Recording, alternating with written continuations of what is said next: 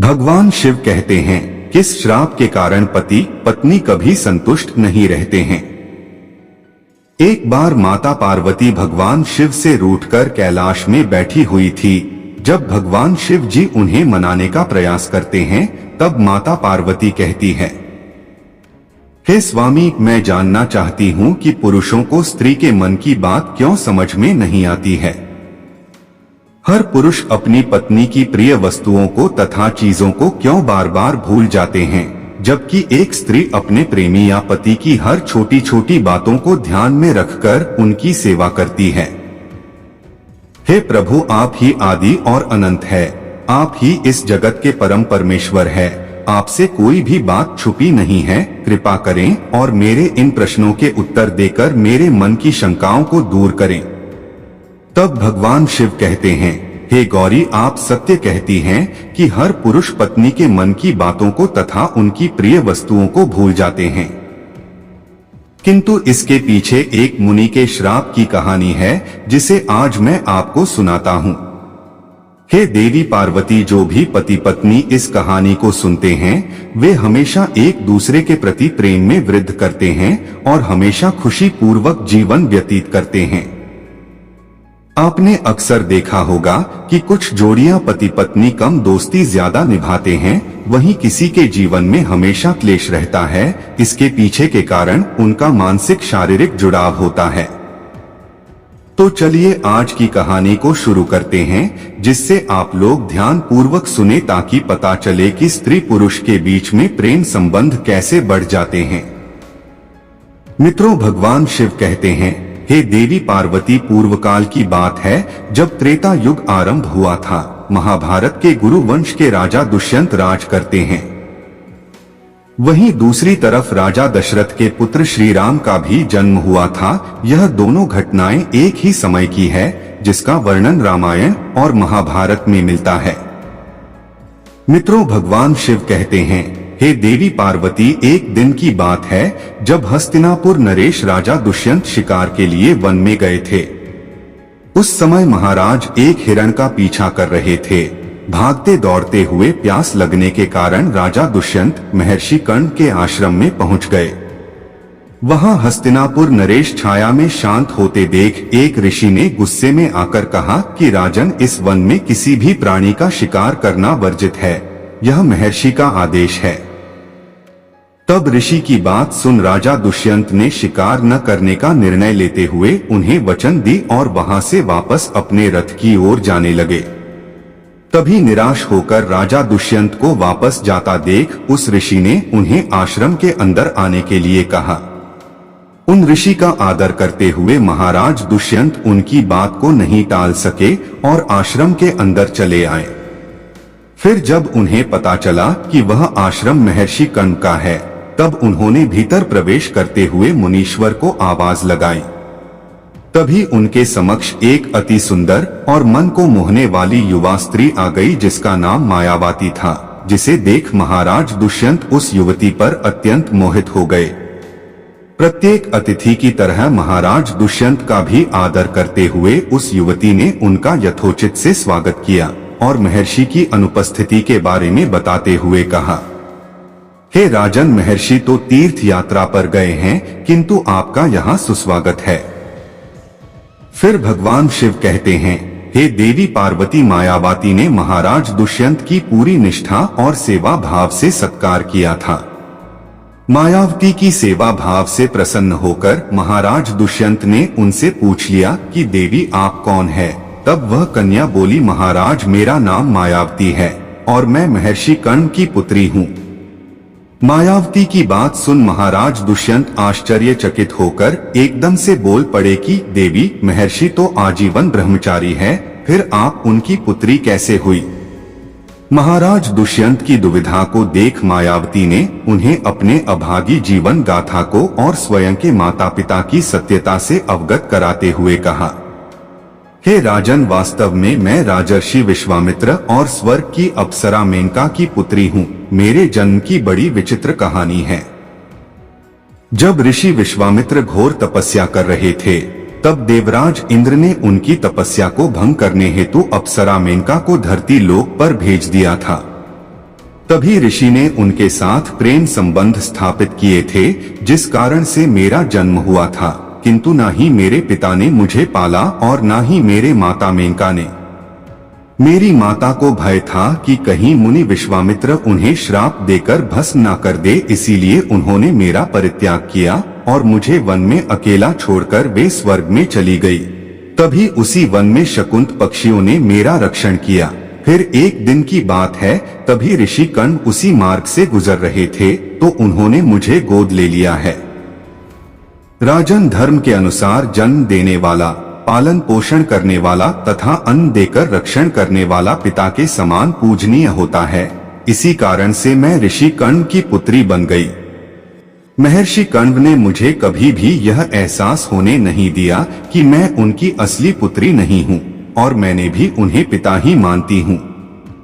मित्रों, फिर भगवान शिव कहते हैं, हे देवी पार्वती, मायावती के वचनों को सुनकर महाराज दुष्यंत उनकी ओर आकर्षित हो गए। साथ ही वे उनकी सुंदरता पर तो पहले से ही मोहित थे और फिर उन्हें विवाह का प्रस्ताव देते हुए कहा, हे मायावती, आप एक क्षत्रिय कन्या हो। हे सुंदरी, तुम्हारे सौंदर्य को देखकर मैं अपना हृदय तुम्हें दे चुका हूँ। यदि तुम्हें किसी भी प्रकार की आपत्ति ना हो तो मैं तुमसे विवाह करना चाहता हूँ। मित्रों, ऐसे प्रस्ताव को सुनकर पहले तो मायावती अचंभित हुई, परंतु मन ही मन में वह भी महाराज दुष्यंत को देखकर तथा उनके शौर्य की प्रशंसा सुनकर उन्हें पसंद करने लगी थी। सर्वप्रथम मायावती ने महाराज दुष्यंत को ऋषि कर्ण की अनुपस्थिति का कारण बताते हुए इनकार किया था, किंतु राजा दुष्यंत ने उन्हें यह कहकर मना लिया कि आप क्षत्रिय कन्या है और धर्म के अनुसार किसी भी क्षत्रिय कन्या को अपना वर चुनने का अधिकार स्वयं को भी है। और वैसे भी जब ऋषि कर्ण को पता चलेगा कि आपने मुझसे विवाह किया है तो वह क्रोधित नहीं होंगे।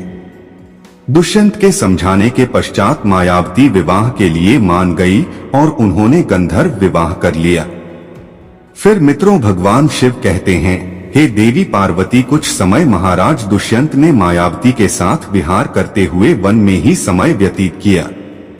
फिर एक दिन वे मायावती से बोले, हे प्रियतम, मेरे कंधों पर हस्तिनापुर राज्य की जिम्मेदारी है और अब मुझे अपना कर्तव्य पूरा करने हेतु हस्तिनापुर जाना ही होगा। यह कहकर महाराज ने मायावती को अपने प्रेम के प्रतीक रूप में अपनी दिव्य स्वर्ण मुद्रिका दी और हस्तिनापुर वापस चले गए और उन्हें आश्वासन दिया कि जैसे ही ऋषि कण्व अपनी यात्रा से वापस आएंगे तब वे उन्हें शीघ्र ही अपने साथ विदा कर हस्तिनापुर ले जाएंगे।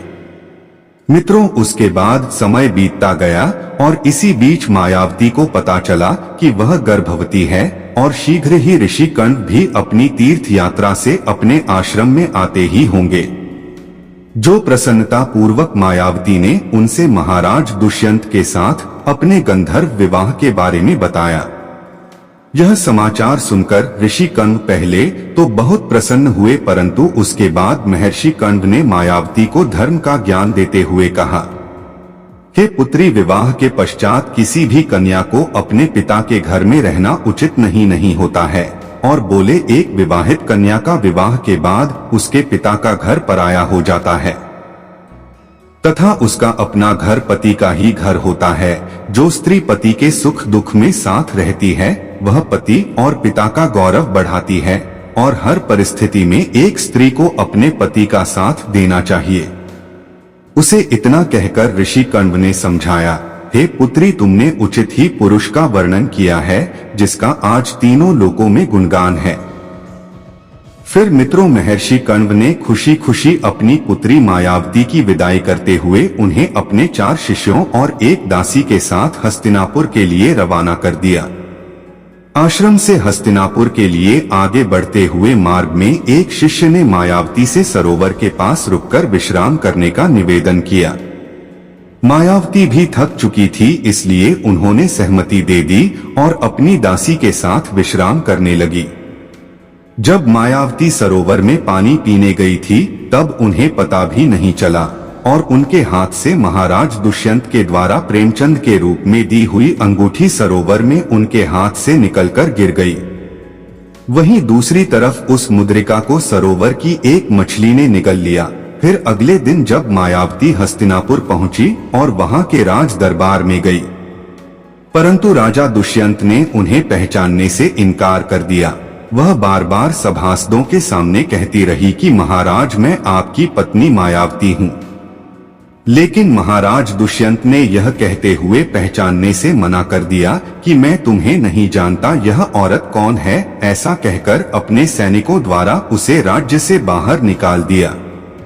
मित्रों, फिर भगवान शिव कहते हैं, हे देवी पार्वती, मैं आपको विस्तार से बता दूं कि मायावती से विवाह के पश्चात जब महाराज दुष्यंत वापस हस्तिनापुर लौट रहे तो वे महर्षि दुर्वासा के आश्रम के पास से गुजर रहे थे।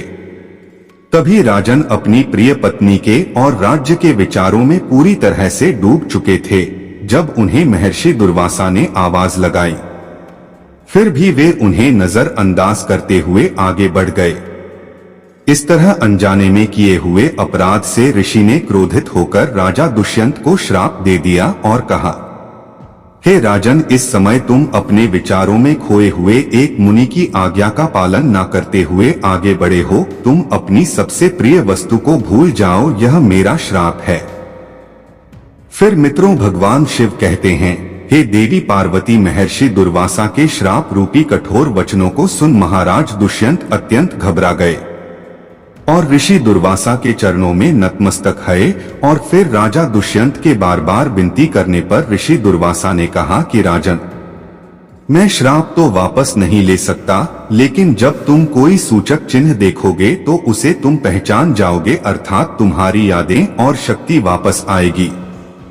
मित्रों, भगवान शिव कहते हैं, हे देवी पार्वती, उधर हस्तिनापुर में महाराजा दुष्यंत मायावती के साथ हुए अन्याय को भूल अपना राजपाट संभालने में व्यस्त थे। परंतु एक दिन जिस मछली ने पानी पीते समय मायावती की अंगूठी को निगला था, वह एक मछुआरे के जाल में फंस गई। और जब मछुआरे ने उसे काटा तो उसे चमचमाती सोने की अंगूठी मिली। उस अंगूठी को देख मछुआरा बहुत खुश हुआ और वह उस दिव्य अंगूठी को बेचने के लिए राज्य के एक सुनार के पास पहुंच गया। मित्रों, होनी को कुछ और ही मंजूर था। जब सुनार ने जैसे ही इस मुद्रिका को देखा तो उसका ध्यान अंगूठी पर लिखे महाराज दुष्यंत के नाम पर पड़ा। यह अंगूठी महाराज ने स्वयं के लिए हजारों स्वर्ण मुद्राएं देकर बनवाई थी, जिसकी कीमत कई ज्यादा थी। और सुनार ने तुरंत उस मछुआरे को कोतवाल के हवाले कर दिया। फिर कोतवाल उस अंगूठी और मछुआरे को लेकर महाराजा दुष्यंत के समक्ष प्रस्तुत हुआ था। पहले तो महाराज दुष्यंत उस अंगूठी को नहीं पहचान पाए, परंतु उस मुद्रिका को हाथ में लेते ही महाराज दुष्यंत को मायावती से जुड़ी सारी बातें याद आ गई और उन्होंने मछुआरे से पूछा कि तुम्हें यह अंगूठी कहाँ मिली। तब उसने बताया कि महाराज, मुझे यह अंगूठी महर्षि कश्यप के आश्रम के पास स्थित तालाब के मछली के पेट से मिली। तब महाराज ने उसे मुक्त करने का आदेश दे दिया और कहा, तुम्हें हमारी पत्नी को ढूंढने में मदद करनी होगी। फिर मित्रों, भगवान शिव कहते हैं, हे देवी पार्वती, देवी मायावती को कई सालों तक ढूंढने का कार्य शुरू था, किंतु मायावती ने अपने पिता के घर वापस न जाकर महर्षि कश्यप के आश्रम में गुप्त रहने का निश्चय किया। और महर्षि कश्यप को दिव्य दृष्टि से सारी बातों का अनुमान था, इसलिए उन्होंने मायावती को अपने आश्रम में आश्रय दिया।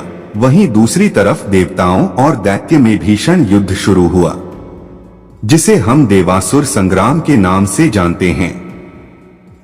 जब देवराज इंद्र ने महाराज दुष्यंत को देवताओं की ओर लड़ने का आमंत्रण दिया, तब वे तुरंत अपने सारे दिव्य अस्त्र शस्त्र लेकर युद्ध में भाग लेने के लिए चल दिए। जब इंद्र सहित देवता ने भी महर्षि दधीच के पास जाकर उनके हड्डियों से वज्र और अन्य कई सारे अस्त्र प्राप्त किए, महाराज दुष्यंत, इंद्र और जामवंत जी ने भीषण युद्ध कर सभी असुरों का वध किया और फिर से स्वर्ग में धर्म की स्थापना की। और फिर देवताओं के द्वारा सम्मान देकर राजन दुष्यंत को एक विमान भेंट करके पृथ्वी लोक पर वापस अपने राज्य को जाने की आज्ञा दे दी। फिर मित्रों, भगवान शिव कहते हैं, हे देवी पार्वती, जब राजन अपने विमान में बैठकर वापस हस्तिनापुर लौट रहे थे, उसी समय महर्षि कश्यप के आश्रम के पास एक छोटा बालक 4 शेरों के बीच अकेला खेल रहा था, जिसे देख राजा अत्यंत आश्चर्यचकित हो गए। उस बालक को देखकर महाराज के हृदय में प्रेम की भावना उमड़ पड़ी और वे वहां पहुंच गए और बालक को गोद में उठाने के लिए आगे बढ़े। तो मायावती की सखियां पीछे से चिल्ला उठी और बोली, हे भद्र पुरुष, आप यह क्या कर रहे हैं? आप इस बालक को न छुए, अन्यथा आप जलकर भस्म हो जाओगे। यह बालक महर्षि कश्यप के विशेष आशीर्वाद के कारण दिव्य शक्तियों का ज्ञाता है। आपकी इसी में भलाई है। आप इस बालक से दूर रहे, यही आपके लिए उचित है। फिर मित्रों, भगवान शिव कहते हैं, हे देवी पार्वती, क्योंकि बालक की भुजा में एक अत्यंत जहरीला सांप डोर बनकर बंधा हुआ था और जो भी बालक को छू लेता था उसी सांप के विष के कारण वह जलकर मर जाता था। फिर भी यह बातें सुनकर भी दुष्यंत स्वयं को ना रोक सके और उन्होंने बालक को अपनी गोद में उठा ही लिया। उसी समय सभी सखियां आश्चर्य से देख रही थी कि भारत की भुजा में बंधी सर्प डोर पृथ्वी पर गिर गई है। सभी को ज्ञात था कि बालक को जब उसका पिता अपनी गोद में लेंगे तब वह काला डोरा पृथ्वी पर गिर जाएगा। उस समय सखियां प्रसन्न होकर भागते हुए मायावती के पास गई और सारा वृतांत मायावती को सुनाया। यह सुनकर मायावती भी दौड़ते हुए महाराज दुष्यंत के पास आई और जब मायावती को देखते ही महाराज दुष्यंत ने उन्हें तुरंत पहचान लिया। तत्पश्चात मायावती से अपने किए के लिए क्षमा प्रार्थना मांगी और कश्यप ऋषि की आज्ञा लेकर मायावती और अपने पुत्र को लेकर हस्तिनापुर लौट आए और मायावती को सारी प्रजा के सामने अपनी रानी के रूप में स्वीकार किया। महाराज दुष्यंत और मायावती की इस तेजस्वी पुत्र का नाम भरत था। बड़े होकर भरत महान प्रतापी सम्राट बने और उन्हीं के नाम पर हमारे देश का नाम भारतवर्ष हो गया। मित्रों, भगवान शिव कहते हैं, हे देवी पार्वती, अब मैं आपके प्रश्नों के उत्तर देता हूँ। आप जानना चाहती हैं कि क्यों कोई पति अपने पत्नी की प्रिय चीजों को बार बार भूल जाते हैं, जैसे कि पत्नी का जन्मदिन, विवाह की तिथि। पत्नी की सभी महत्वपूर्ण बातों को भूलने का श्राप पुरुषों को मिल चुका है। इसलिए हे देवी, अगर पति से कभी अनजाने में भूल होती है तो उसे माफ कर पत्नी को साझा करना चाहिए, क्योंकि स्वयं परमपिता ब्रह्मा जी ने स्त्री को पुरुषों के मुकाबले कई गुना अधिक सहन शक्ति दी है, जिसके चलते स्त्रियां पुरुषों के मुकाबले कई गुना अधिक समझदार और भावुक होती हैं। इसी श्राप का असर आज भी कलयुग में दिखाई पड़ता है। हे गौरी, इसलिए हर पति पत्नी को एक दूसरे को समझकर मानसिक और शारीरिक रूप से गहरा मजबूत जुड़ाव रखना चाहिए। हर एक परिस्थिति में एक दूसरे का साथ देना चाहिए, चाहे फिर सुख हो या दुख हो। फिर भगवान शिव कहते हैं, हे देवी पार्वती, जो भी पति पत्नी मेरी पूरी श्रद्धा के साथ पूजा आराधना करते हैं, मैं उनके जीवन के समस्त पापों को और दुखों को मैं हर लेता हूं तथा मृत्यु के बाद उन्हें मुक्ति मिल जाती है। तो मित्रों, मैं आशा करता हूं कि आपको यह कथा अवश्य ही पसंद आई होगी और यदि इस चैनल शर्मा स्टोरी नंबर 1 पर नए हैं तो चैनल को सब्सक्राइब कर वीडियो को लाइक एवं शेयर जरूर करें और कमेंट बॉक्स में हर हर महादेव जरूर लिखें। धन्यवाद।